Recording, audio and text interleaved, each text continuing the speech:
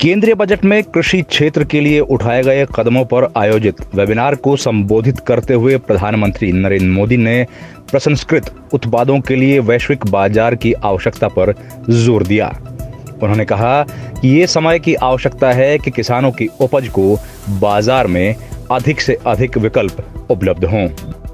प्रधानमंत्री ने गांव के पास कृषि उद्योग समूहों की संख्या बढ़ाने पर भी जोर दिया ताकि गांव में ही लोगों को खेती से संबंधित रोजगार मिल सके। प्रधानमंत्री ने कहा कि हमारे यहां कॉन्ट्रैक्ट फार्मिंग लंबे समय से किसी न किसी स्वरूप में की जा रही है। हमारी कोशिश होनी चाहिए कि कॉन्ट्रैक्ट फार्मिंग सिर्फ व्यापार बनकर ना रहे, बल्कि उस जमीन के प्रति हमारी जिम्मेदारी को भी हम निभाएं। केंद्रीय बजट में कृषि क्षेत्र के लिए विशेष प्रावधानों की चर्चा करते हुए प्रधानमंत्री ने कहा कि सरकार ने कृषि ऋण लक्ष्य को बढ़ाकर 16.5 लाख करोड़ रुपए कर दिया है। प्रधानमंत्री ने कहा कि सरकार ने पिछले कुछ सालों में छोटे किसानों की जरूरत को ध्यान में रखते हुए कई महत्वपूर्ण कदम उठाए हैं। सरकार ने इस बार एग्रीकल्चर क्रेडिट टारगेट को बढ़ाकर 16,50,000 करोड़ रुपया कर दिया है। इसमें भी पशुपालन, डेयरी और फिशरीज सेक्टर को प्राथमिकता दी गई है। रूरल इंफ्रास्ट्रक्चर फंड को भी बढ़ाकर 40,000 करोड़ रुपया कर दिया गया है। माइक्रो इरिगेशन फंड की भी राशि बढ़ाकर 2 गुना कर दी गई है। ऑपरेशन ग्रीन स्कीम का दायरा बढ़ाकर अब 22 पेरिसेबल प्रोडक्ट्स तक का उसको कर दिया गया है। देश की 1000 और मंडियों को ई नाम से जोड़ने का फैसला लिया गया है। इन सारे ही निर्णयों में सरकार की सोच झलकती है, सरकार का इरादा महसूस होता है और साथ साथ सरकार के विजन का पता चलता है। और ये सारी बातें आप सबके साथ चर्चा में से उभरी हुई है, जिसको हमने आगे बढ़ाया है। लगातार बढ़ते हुए कृषि उत्पादन के बीच 21वीं सदी में भारत को पोस्ट हार्वेस्ट क्रांति या फिर फूड प्रोसेसिंग क्रांति और वैल्यू एडिशन की आवश्यकता है। देश के लिए बहुत अच्छा होता अगर ये काम 2-3 दशक पहले ही कर लिया गया होगा। अब हमें जो समय बीत गया है उसकी भरपाई तो करनी ही करनी है।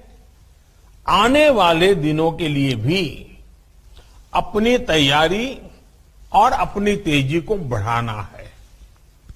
साथियों, अगर हम अपने डेयरी सेक्टर को ही देखें तो आज वो इतना मजबूत इसलिए है क्योंकि इतने दशकों में उसने प्रोसेसिंग का बहुत विस्तार किया है। आज हमें एग्रीकल्चर के हर सेक्टर में, हर खाद्यान्न, हर सब्जी, फल, फिशरीज सभी में प्रोसेसिंग पर सबसे ज्यादा फोकस करना है। और प्रोसेसिंग की व्यवस्था उसे सुधारने के लिए जरूरी है किसानों को अपने गांव के पास ही स्टोरेज की आधुनिक सुविधा मिले। खेत से प्रोसेसिंग यूनिट तक पहुंचने की व्यवस्था सुधारनी ही होगी। प्रोसेसिंग यूनिट की hand holding farmer producer organisations मिलकर के करें। और हम सब ये जानते हैं कि फूड प्रोसेसिंग क्रांति के लिए देश के किसानों के साथ ही देश के पब्लिक प्राइवेट कोऑपरेटिव सेक्टर को भी पूरी ताकत से सही दिशा में आगे बढ़ाना होगा। साथियों, आज ये समय की मांग है कि देश के किसान की उपज को बाजार में ज्यादा से ज्यादा विकल्प मिले। सिर्फ रॉ प्रोडक्ट या फिर सिर्फ उपज तक किसानों को सीमित रखने का नुकसान देश देख रहा है। हमें देश के एग्रीकल्चर सेक्टर का प्रोसेस्ड फूड में के वैश्विक मार्केट में विस्तार करना ही होगा।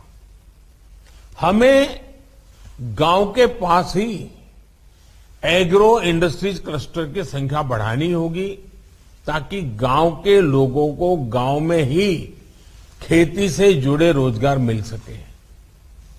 ऑर्गेनिक क्लस्टर्स, एक्सपोर्ट क्लस्टर्स, इसकी भी इसमें बहुत बड़ी भूमिका होगी। गांव से एग्रो बेस्ड प्रोडक्ट शहरों की तरफ जाएं और शहरों से दूसरे इंडस्ट्रियल प्रोडक्ट गांव पहुंचे, ऐसी स्थिति की तरफ हमें बढ़ना होगा।